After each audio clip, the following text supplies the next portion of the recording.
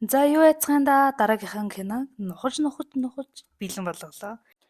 За ингээд кинонд орцгоё. Гол дүрийн охин маань ээжтэй хамгийн дуртай амттан болох будааны билуг нь өгч байгаагаар кино маань их л гэгээлгээр хэлнэ. Түүний ээж нь ярьж чаддаггүй. Мэдээж охин гэртээ хараад ээжтэйгээ ярих тасгалаа хийх гэтэл ээж нь би чадахгүй хэцүү байдаг юм ичмээ штэ гэд охин нь намайг байхгүйд та дохионы хэл мэддэггүй хүнтэй ярилцахад энэ их хэрэгтэй одоо аав байхгүй тань туслах хүн байхгүй штэ л гэдэг. Энэ хоёрын маань ярианаас аав нь нас барсан учраас хоёулахнаа амьдардаг бололтой. Охин кофе шопод ажилладаг ээжтэй хичээлийнхэн хажуугаар хийж байгаа гэсэн ч хичээлдээ явдаггүй. Дүү нар нь ажил дээр нь ирчихсэн их хичээлд явахгүй байсан ч ухаантай юм чин төрийн албаны шалгалтаа өгчөж чадна гэдэл нэг ном бэлгэлдэг.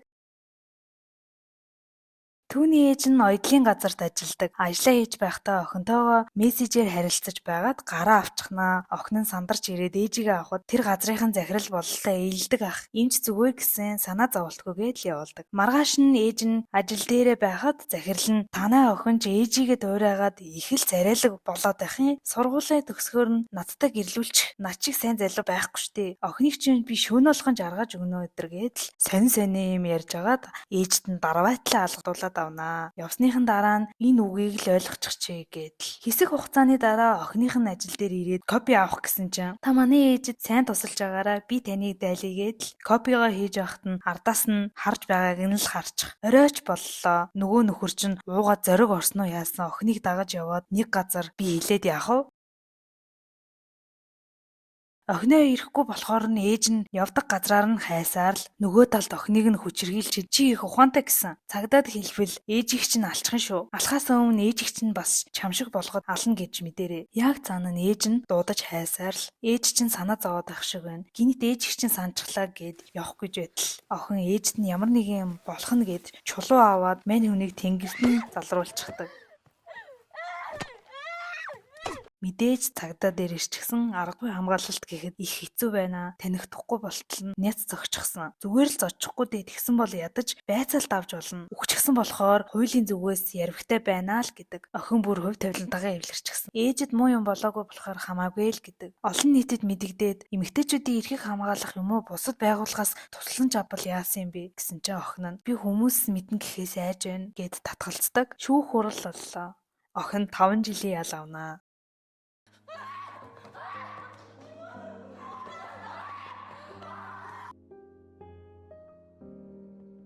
Хорих газартаа ирлээ. Нэг өрөөнд хуваарлагднаа орж ирснээ бие барьж чаддаггүй хаалцсан ихч зодуулаа наа чинь. Нөгөө хэд нь бүр сурцсан энэ хуурай барьж чаддаггүй юм а гэдэл. За одоо дөрүүдтэйгээ танилцъя. Энэ сэгсгэр ихч бие үнэлж агаад орж ирсэн. Сэгсгэр гэд нэрлэлжээ.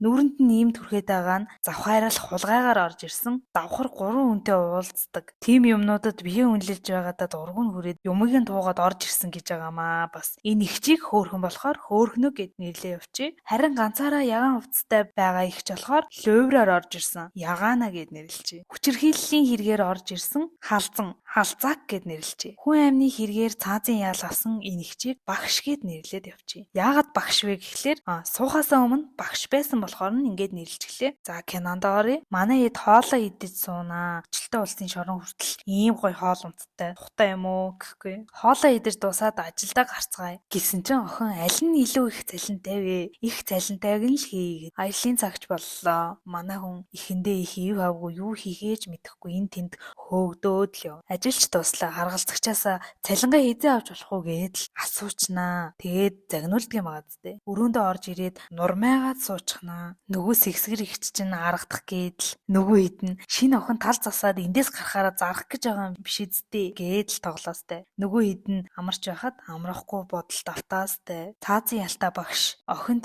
яаж шоронд орж ирснээ ярина. Би нэг хүүтэй байлаа. Согтуу жолооч хүүг минь мөргөж алчгаад зугатаачихсан. Тэр жолооч хэрэгээ хүлээсэн ч би гэрийн шатаачихсан. Гэтэл тэр айлын 5 хүн надаас олж өгсөн гэдэл Ганцаараа төвчээд илгүү захиа бичиж ямар нэгэн аргаар дотроо уудалж байж амьд гарна. Охин ээжтэй захиа бичээд л өглөөч боллоо. Мань хүн босож ирээд ажилд ороод идэвхтэй болчихсон. Их чи юу босгоод иржээ. Нөгөө хэд нь бүр гайхаастай. Ажлын цагч болж манай хүн модны цэхэд ажилланаа. Овоо аргаа олчихсон. Ажил дууссаны дараа ээж нь эргэлтээр ирнэ. Толинд хараад яриагаа бэлдээд л их л хичээнэ. Охиноо хараад шууд л уйлчих. Маргааш нь тооллого болсон манай хүн босож чаддаггүй. Бие нь өвдчихсөн. Эмчүүд үзүүлтэл нөгөө мө бузраас ч хүүхдтэй болцсон байгаа юм чинь. Дахиад л сэтгэл санаа нь авах юмгүй болчихсон. Хүүхдээ гаргачихвал өдөр бүр тэр хүнийг санагдуулна. Гаргахгүй гэхээр хүүхдэд ямар буруу байх вэ? Хэцүү л юм.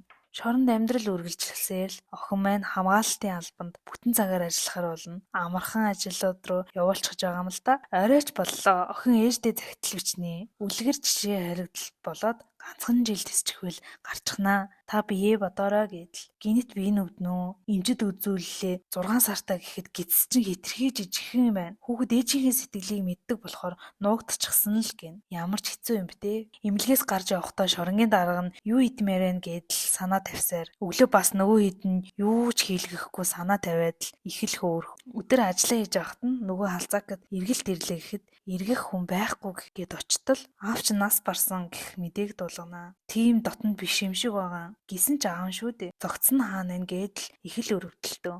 Хатуу ширэн харагддагч дотроо их л зөөлхөн. Ахин шүүх хурал боллоо. Прокурор гарч ирснээ аргагүй хамгаалалт гэж үзэх боломжгүй гэсэн дүгнэлт гарсан. Хутга барьсан хулгайч гарч ирвэл буудаж алж болохгүй гэсэн гэдэл. Тийм учраас аргагүй хамгаалалт хэтрүүлсэн гэж үзнэ. Охин эцсийн мэдүүлгээ өгөх боллоо. Би хүн алсан нь үнэ. Хүчнөдөлсөн нь ч үнэ. Хэлснээр чинь л хий. 5 гэвэл 5 жил суй. 10 гэвэл 10 жил суй. Өгсөн ялыг чинь идлээд гэртээ хараад ээжтэйгээ хичээж амьдрна. Зүүдэлсэн юм шиг юу ч болоогүй юм шиг ээж дээрээ очиж амьдрмаар байна. Хэсэг хугацааны дараа тангарахтны шүүгчид хариугаа гарганаа. Анхны тогтоолыг хүчингүй болгож 1 жилийн ял болгож багасгана.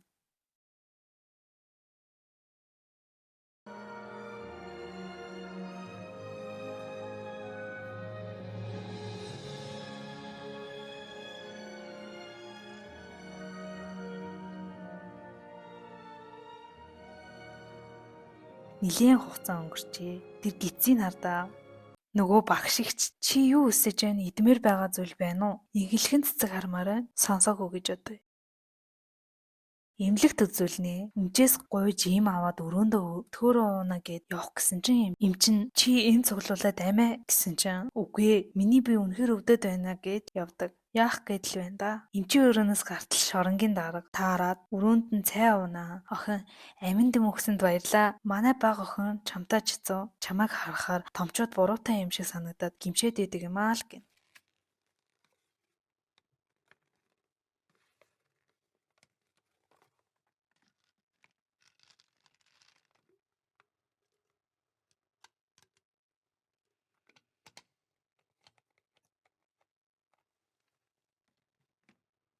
Оройч боллоо. Амарч байтал нэг нэгээрээ 0 орж гараад байна шүү. Орой хоолн л хурцайсан бололтой. Ухааны юм бодож ийтл гүү шүү нөгөө инхлхэн цэцгийн зураад байсан байгаа юм чинь.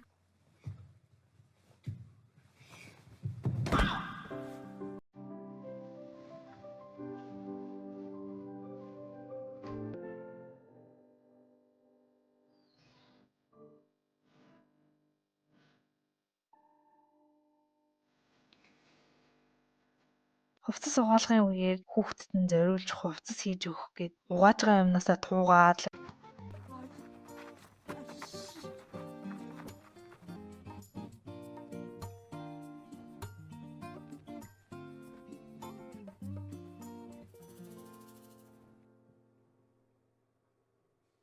унтсныхан дараа ойноо.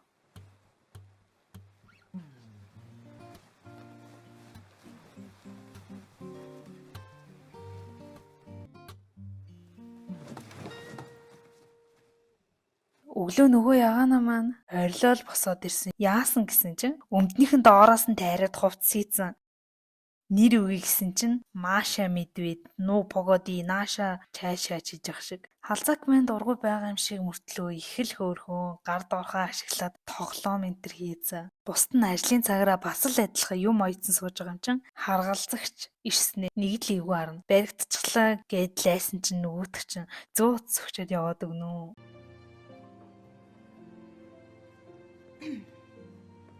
Нөгөө талд охин ч өвдлөө нөгөө цуглуулж байсан юмээ уугаад эмнэлэгт хүргэгдчихдээ байгаа зү. Нөгөө хэддээ бүгдэнд нь захиа бичээд үлдээчихсэн ойлгомжтой боллоо доо.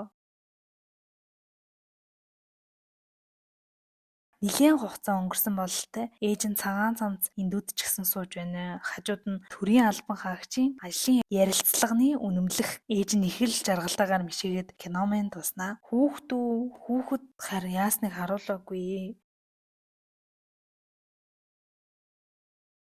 Нөгөө хэд яасан бэ гэж үү? Нөгөө хэд нь гарсан бах уу?